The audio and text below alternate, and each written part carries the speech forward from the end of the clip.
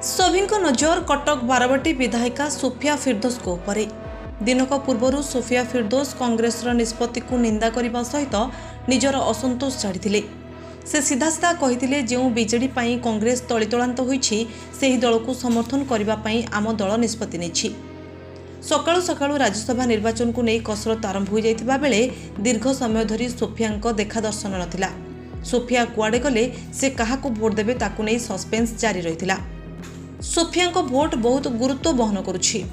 कांग्रेस वरिष्ठ नेता तारा प्रसाद बाहिनीपति आगे आगे आसुथिबा बेले तांको पछे पछे सोफिया फिरदोस आसुथिले। खबर अनुसार सोफिया भोट दे सारिबा परे से पदोटी भी किछि कहिले नहीं।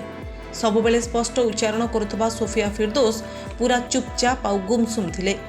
पूर्वरु तांको मत मंतव्यरु स्पष्ट बारी हेतुला जे से दल निष्पत्ति जमा खुशी नाहंती। से आहुरी मध्य कहिथिले जे भोट देबा न देबा आम व्यक्तिगत निष्पत्ति, सेतेबेले जहाँ निष्पत्ति नियाजिबो।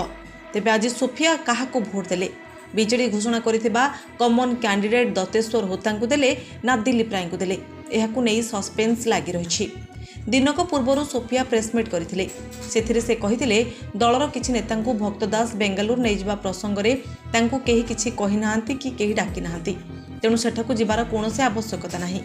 किंतु बीजेडी मुख्य नवीन पट्टनायक जो कैंडिडेट को कॉमन कैंडिडेट बोली कही घोषणा कले आम दल तांकु समर्थन करबा पई जो निष्पत्ति नेला ताकु नै आमे केते जण सॉफ्ट अछु।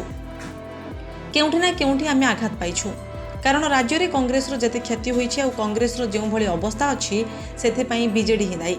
बीजेडी सब बेले बीजेपी सहित मिसिकी अछि। बीजेडी सब समय रे बीजेपी को सपोर्ट देई आसिछि।